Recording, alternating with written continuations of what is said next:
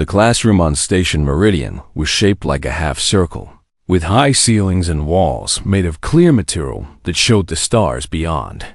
Students from 20 different species sat in chairs designed for their bodies. Some had multiple legs. Some had wings. Some floated above their seats. But all of them stopped talking when Professor Kale walked to the front of the room.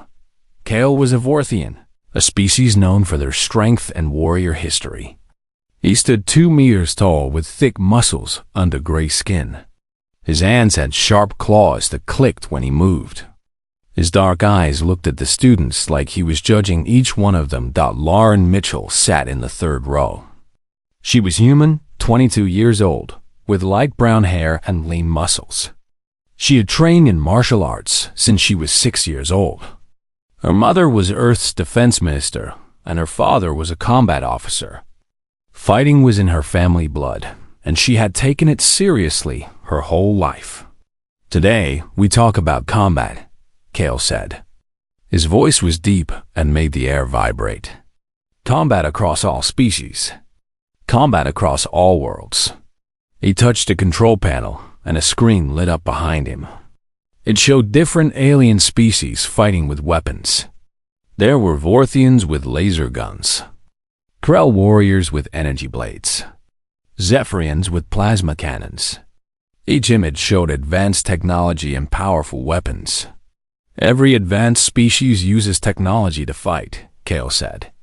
"Weapons are the sign of a civilized warrior. Strength and claws and muscle mean nothing without tools. This is why great species conquer worlds. This is why we build empires."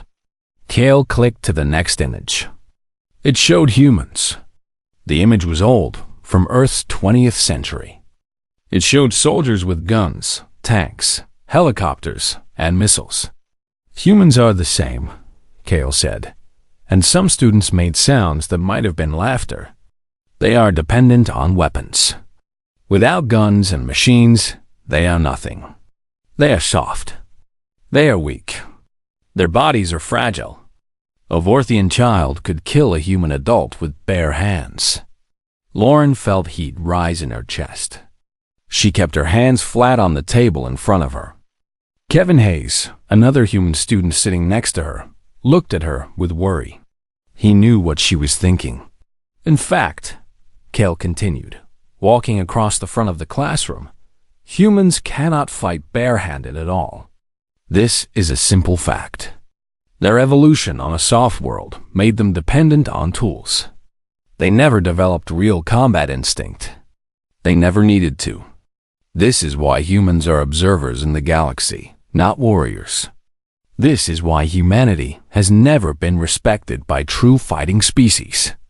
Lauren raised her hand. The classroom went quiet. Kale stopped walking. His eyes turned to look at her. Slowly, his mouth moved into something that might have been a smile, but it showed his teeth like a threat. "Yes, human?" he said. "Do you have a question?" "I have a challenge," Lauren said. Her voice was steady and clear. "I want to request a formal sparring match with you. Right now, if you are willing." The classroom erupted. Vorthian students made harsh sounds. Krell students whispered to each other. Kevin grabbed Lauren's arm, but she pulled it away gently. Kale's smile grew wider. "You want to fight me?" he said. "Hand to hand? With no weapons?" "Yes," Lauren said. She stood up from her chair. "If your words are true, you should be able to defeat me easily. You said humans cannot fight barehanded. Let me prove you wrong, or let you prove your words in the combat chamber." Kale looked at her for a long moment. He was measuring her, looking at her small frame compared to his massive body. Then he laughed. The sound was like metal scraping against stone. "This will be interesting," he said. "We will go to the combat chamber. Everyone will watch. Then you will understand why humans hide behind weapons like cowards." Lucas Bradford, the academy commander, stood up from the back of the room. He was tall, with gray at the sides of his hair. He had fought in wars himself, long ago. This is highly irregular, Bradford said. Mismatched species fighting without supervision could result in death. Then the human will die, Cale said. This is combat. Death is always a possibility. We will have medical teams standing by, Lauren said, looking at Bradford. And I accept the risk. Commander, I am invoking my right as a student to participate in sanctioned combat trials. Bradford studied her face. He had seen that expression before in soldiers who were about to do something dangerous on purpose. He nodded once. The match will be in 2 hours, he said. Full medical supervision. Combat Chamber 7. All safety protocols will be followed. Cale nodded and turned back to Lauren.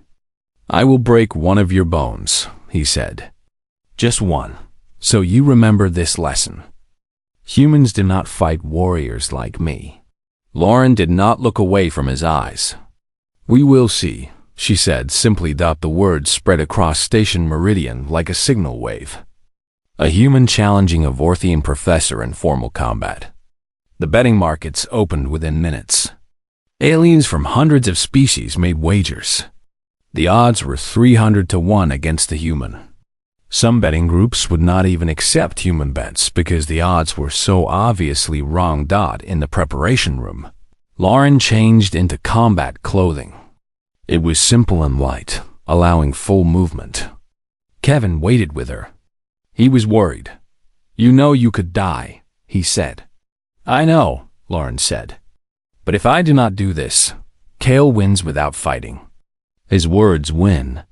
Human reputation loses. What if his words are correct? Kevin asked quietly. Lauren smiled. It was a real smile, not a nervous one. They are not, she said. I have trained my whole life. My mother fights. My father fights. Humans have been fighting since before we had written language. We are not soft. We are not weak. She stood up and looked at her reflection in the mirror. Her muscles were tight. Her breathing was controlled. She was ready. Today, she said to herself, I prove what Cale does not understand. Today, I prove what humans really are. The walk to the combat chamber took 5 minutes. By the time she arrived, over 500 spectators had already gathered in the viewing area. The chamber itself was a large circular space with soft floor material to prevent injury from falls. Medical teams stood at all 4 stations around the edges. Cale was already there, standing in the center, stretching his enormous arms. He looked at Lauren as she walked onto the platform. He did not look concerned. He did not look cautious. He looked amused, like he was about to watch a child try to lift something too heavy. The medical director gave them both final checks, then nodded to indicate the match would begin. This is a sanctioned trial, the director announced. Combatants will fight until one yields, or until medical personnel declare the match must stop. Both combatants understand the risks. I understand, Lauren said. I understand, Cale said, still smiling that dangerous smile. Combat begins in 3, 2, 1. Now, the director said. Cale charged forward immediately, moving faster than something so large should be able to move. His claws were ready. His arms were ready to crush or tear. He had killed in real wars. He had fought battles. He had never lost a fight in his life. Lauren sidestepped his first charge. He was fast, but she was faster. She was smaller, but that was her advantage. She began to circle him, waiting, watching, learning how he moved and where his weaknesses would be. The crowd watched in silence. The real test was about to begin. The second day of preparation was harder than Lauren expected. Her muscles ached from the training session. She had run for 2 hours, practiced every technique she knew, and pushed her body to its limits. Now she sat in the medical bay while a doctor examined her shoulder. No injuries, the doctor said. The doctor was Kelthian, with 4 eyes and thin gray skin. Your body is efficient. Good endurance. flexible joints. Why are you fighting a Vorthian?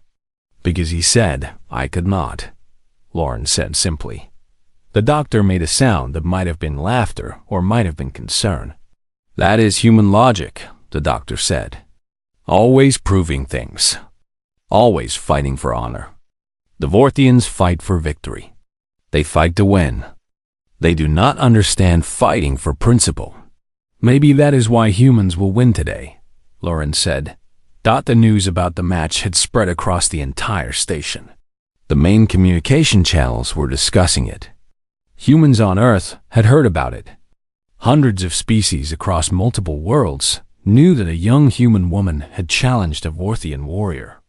News networks were creating special broadcasts. Academic experts were being interviewed about human physiology and combat capability. In the academy cafeteria, the talk was about nothing else. Tables of Vorthian students laughed and talked about how quickly the match would end. They were making jokes about the human who wanted to die. Other species were more respectful. The Zephyrians, who valued courage, nodded when they heard what Lauren had done. The Krell, who respected combat skill, said nothing but watched the interview footage of her training. Kevin sat with Lauren at lunch. She ate normally, not thinking about the match that was coming in less than 20 hours. I have been reading about human combat history, Kevin said. Did you know that in ancient Earth times, humans fought other humans barehanded? No weapons. Just training and skill and knowledge of how to use their bodies? That is why I'm confident, Lauren said. Every human learns this in school. Martial arts come from thousands of years of humans fighting each other and learning what works. Wrestling, boxing, judo, karate. These are not new things.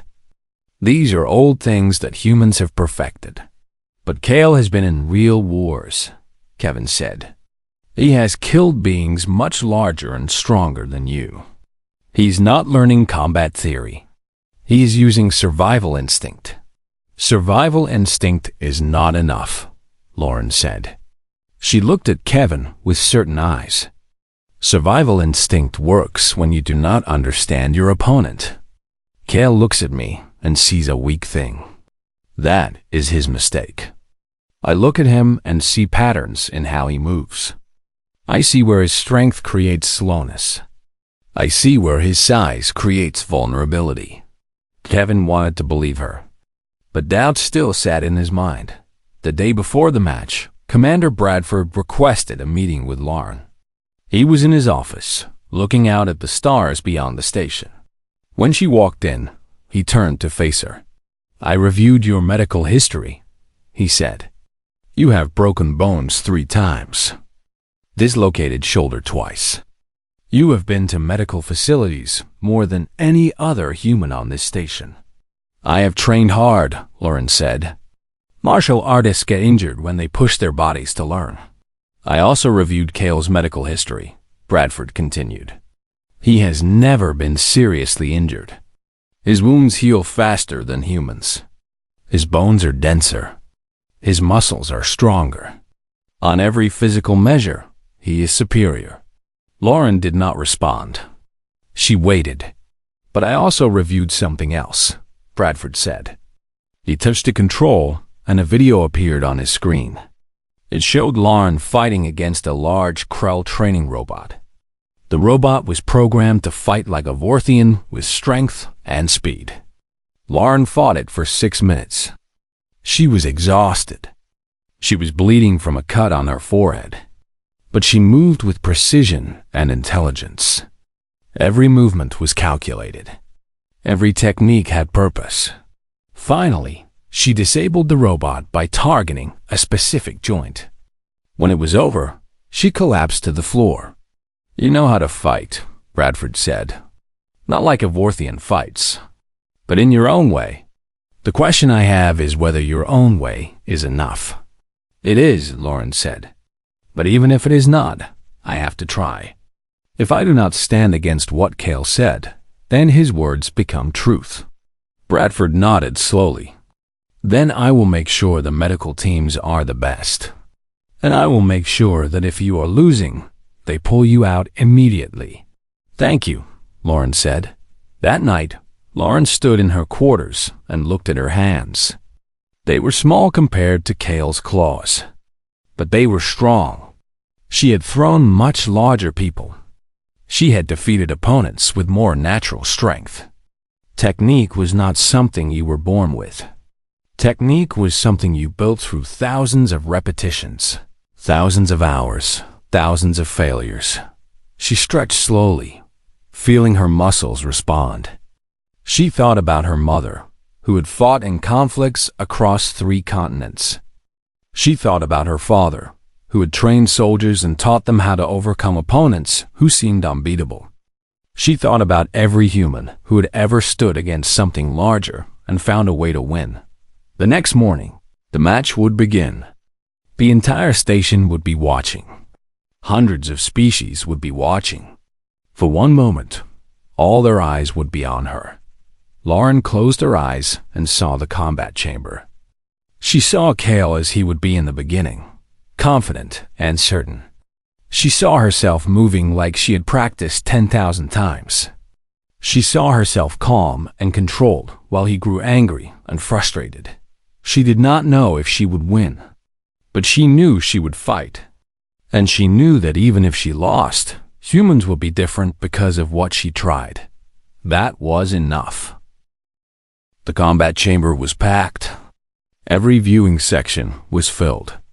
Some spectators floated above the ground. Some clung to the walls. The chamber had been designed to hold 500, but nearly 800 beings had somehow squeezed inside. Security had given up trying to maintain order. The excitement was too great. Kale was already waiting when Lauren entered. He was in the center of the chamber, and he had removed everything except his basic clothing. His gray skin was visible, showing the dense muscle underneath. His claws were extended. He looked like what he was, an apex predator from a warrior species. Lauren stepped into the chamber. The crowd went quiet. The medical director came forward. Rules of engagement. This is hand-to-hand combat with no weapons. The match ends when one combatant yields, when medical personnel declare a stop, or when one combatant loses consciousness. Both combatants understand?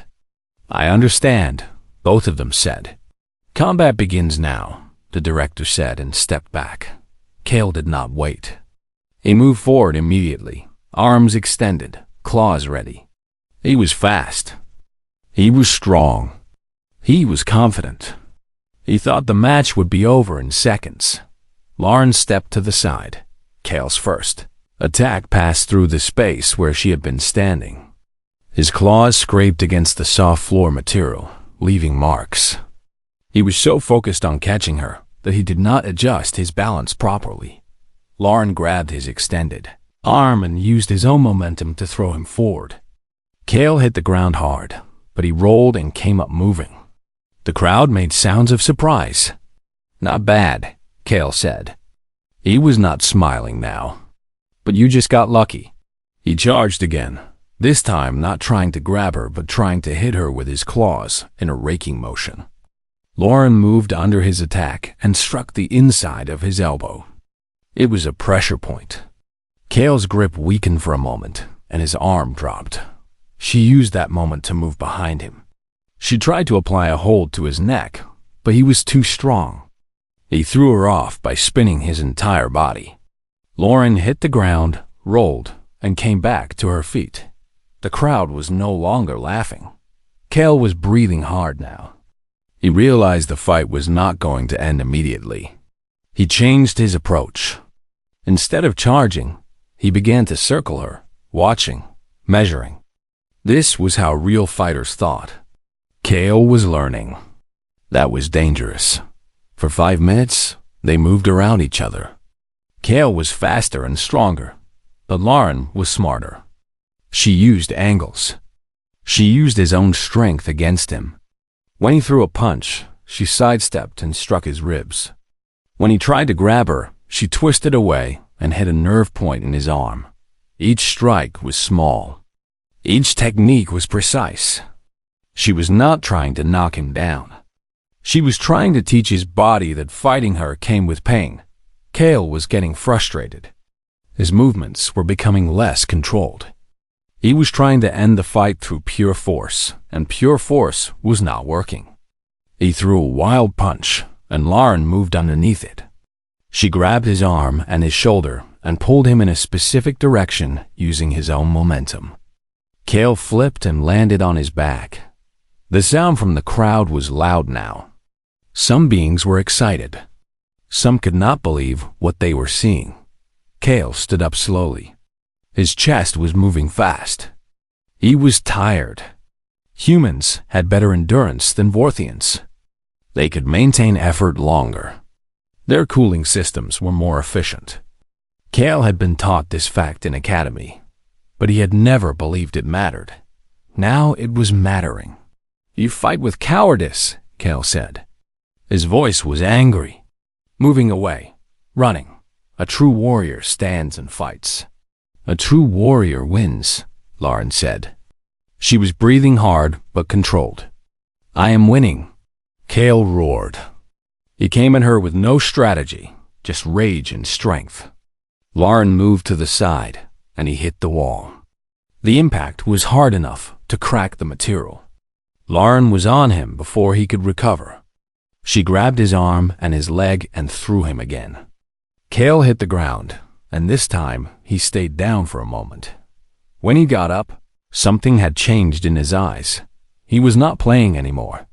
He had realized that he might actually lose this fight. Kale came at her again, but this time with more control. He mixed power with technique. He was using everything he knew. But everything he knew was designed to fight other Vorthians or other species with similar physical capabilities. Lauren was different. She was smaller. She was faster. She understood joint locks and pressure points that Vorthian anatomy made vulnerable. They fought for another 10 minutes. The crowd was loud now, but Lauren barely heard it. She was completely in the moment. She was watching Kale's body, reading every movement, predicting what he would do before he did it. This was what training did. Training gave your body memory. Training made technique automatic. Kale tried to grab her head, and she ducked under his arms. She grabbed his wrist and twisted it in a specific way. Kale's hand opened involuntarily. That was not something he was doing. That was basic nerve response. His body did what her technique forced it to do. She applied more pressure, moving into a position where he could not escape. His arm was locked. His body was positioned so that any movement would increase the pain. He had two choices: yield or have his arm broken. Kale breathed hard. His pride fought against the reality of the moment. "I yield," he said finally. The crowd erupted in chaos. Lauren helped Kale to his feet. His arm was shaking, and his breathing was still heavy, but he was not seriously injured. She kept her hand on his shoulder as they stood together. In the center of the chamber, the medical director came forward and declared the match complete. Lauren Mitchell had won. Human had defeated Vorthian. The crowd made sounds. Some were celebratory. Some were confused. Some were shocked. Nobody had expected this outcome. Nobody had predicted that a small human would beat a large Vorthian in hand-to-hand combat. Kevin was on his feet, cheering. Other human students were doing the same. But more interesting were the reactions from other species. The Krell, who respected combat, were nodding in acknowledgement. The Zephyrians were making sounds of honor. Even some Vorthian students were looking at each other with new understanding. As Lauren walked out of the combat chamber, she moved slowly. Her body hurt. She had several bruises. Her shoulder was painful. But she was smiling. The medical team wanted to keep her overnight, but she refused. She went back to her quarters and sat alone, thinking about what had just happened. The recording of the match was spreading across the station. It was being uploaded to the larger communication network. Within hours, all of Earth would see it. Within days, every world in the galactic community would know that a human had defeated a Vorthian warrior. But the match itself was not the most important thing. The match was just the beginning. Commander Bradford called an emergency meeting with the station council. The council consisted of representatives from 17 different species. They met in a secure chamber in the center of the station. The human student's victory raises important questions, Bradford said. We have based our understanding of human capability on limited information. The match today suggests our understanding is incorrect. One human defeated one Vorthian, a Krell representative said. This does not mean humans are strong. It means we should study them more carefully, a Zephyrian said. We have been underestimating them. I have been analyzing Earth's history, an alien scientist said. The aliens were known for their research ability. I have made a discovery that is very interesting. Humans evolved on a planet called Earth, with gravity 30% higher than most habitable worlds. Earth also has an atmosphere with less oxygen density. Despite this, or perhaps because of this, humans are physically superior to what we believed. The alien displayed data on the council screen. It showed information about Earth's environment. It showed comparisons between human physiology and other species. It showed survival records, historical data, and biological information. Furthermore, the alien continued, humans have a history of warfare and combat spanning tens of thousands of years. They have developed hundreds of different fighting systems. They have fought each other and other species. They have learned through constant conflict how to overcome opponents who appear to be stronger. Are you saying humans are a warrior species? A Kelthian asked. I am saying humans are more than we believed, the alien said. And Earth itself may be more dangerous than we classified it. Within hours, the Vorthian Council of Seven, the highest military authority in the galactic government, called an emergency session. They reviewed the match footage. They reviewed Earth's historical records. They reviewed the new biological data. On the Council's main screen, the image of Lauren Mitchell fighting Kale played over and over. Each council member watched it carefully. They were looking for what they had missed. We classified humans as non-threatening, one council member said. We thought they were dependent on technology because of their weaker bodies. We were wrong, another said. If Earth produced warriors like this in their youth, what would a military trained from childhood look like? A third council member asked. Earth has already sent one warrior to prove their capability, the first said. What if they send more? The meeting lasted for 12 hours. By the end, the Vorthian Council had released a statement. It classified humanity as a warrior species worthy of respect. It recommended that galactic policy toward Earth be revised. It suggested that humans should be given a position on the Trade Council and representation in the Galactic Assembly. For years, humanity had knocked on the door of the galactic community. For years, they had been treated as minor contributors, interesting but not important. Humans had technology and resources, but they were seen as less than the Advanced Species. One match changed that. Lauren was invited to speak before the Station Council. She stood in the same chamber where Kale had taught his class. But now the seats were filled with important beings from across the galaxy. What you proved today is not just your own strength, the Zephyrian representative said. You proved that humans have something we underestimated. Discipline, technique, the ability to learn and improve. You proved that human underestimation was our mistake. Thank you, Lauren said simply. But I want to be clear. I did not fight Kale to prove humans are stronger than other species. I fought him to prove that humans are worth respecting, that we are equals, that we should have a voice in galactic decisions. You have that voice now, the Krell representative said. The vote has already been recorded. Humanity is being invited to join the Galactic Assembly. You will have representation. You will have a seat at the table when decisions are made. News of the decision spread back to Earth immediately. The response was overwhelming. Celebrations were held in every major city. Humans around the world watched the footage of the match and felt pride in what Lauren had accomplished. But Lauren was thinking about something else. She was thinking about the responsibility that came with this moment. Humanity had been given a chance.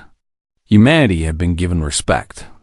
Now humans had to prove they deserved it. 3 months after the match, Lauren returned to Earth. She was met at the spaceport by her mother, who was now the primary human representative to the Galactic Assembly. They embraced, and her mother looked at her with mixture of pride and concern. "You have changed things," her mother said. "Do you understand what you have done?" "I challenged someone who was wrong," Lauren said. "I did not expect it to change the whole galaxy." "But it did," her mother said. "And now you have to live with that." The first Galactic Assembly meeting with human representation was scheduled for 2 weeks. Earth was sending 5 representatives. Lauren's mother as the primary diplomat, Kevin Hayes as an academy liaison, 2 military leaders, and 1 scientist. They would sit in the Great Hall where representatives from every advanced species met to discuss trade, law, conflicts, and the future. But before that meeting, Lauren had something to do. She returned to Station Meridian and met with Professor Kale. She found him in his office, looking at documents on his screen. When she walked in, he looked up with careful eyes. "I wanted to thank you," Lauren said. Kale made a sound of surprise. "You want to thank me?" "I said you were weak. I said humans could not fight. I said you would lose." "Exactly," Lauren said. "If you had believed in me, if you had respected humans from the beginning, this match would never have happened. Nobody would have been forced to confront their beliefs about us. Your disrespect created an opportunity for change." Kale stood up. He was still large, still powerful, but something in his expression had changed. "I have been reading about human history," he said. "I have been learning about your martial arts traditions. I have been studying how humans have fought each other and other species throughout your history. I was wrong in what I said." "I know," Lauren said. "But now others know too. That is what matters. Will you continue to fight?" Kale asked. "As a representative, I might," Lauren said. "Not in combat chambers, but in debates and discussions. Earth has a voice in the galactic community now, and I want to make sure that voice is heard." Kale extended his hand. Lauren took it. It was a gesture of respect between warriors from different species. "I will watch for your voice in the assembly," Kale said. Lauren left his office and walked through the academy corridors. Things had changed here too. Human students were being given more respect. The academy was revising its curriculum to include human combat techniques alongside other fighting systems. A new course was being taught about Earth history and human capability. Kevin found her in the main library. He was with several other students, humans and non-humans, studying together. "Come and help us," Kevin said. "We are preparing a presentation about human evolution.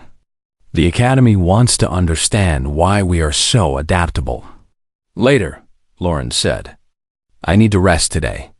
That night, Lauren stood on the observation deck of the station and looked out at the stars. Earth was somewhere out there, a small planet in a vast galaxy. For thousands of years, humanity had looked at the stars and wondered.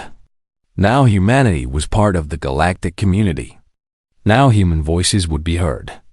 But she also knew that this was just the beginning. There would be resistance. Some species would not accept humans as equals. Some would try to maintain the old system where Earth was a minor player. There would be conflicts and disagreements. But Lauren had proven something important. Humans could stand against odds that seemed impossible and find a way to win. Humans had intelligence, technique, discipline, and a will to survive that ran deep in their species' DNA. The Galactic Assembly met a week later.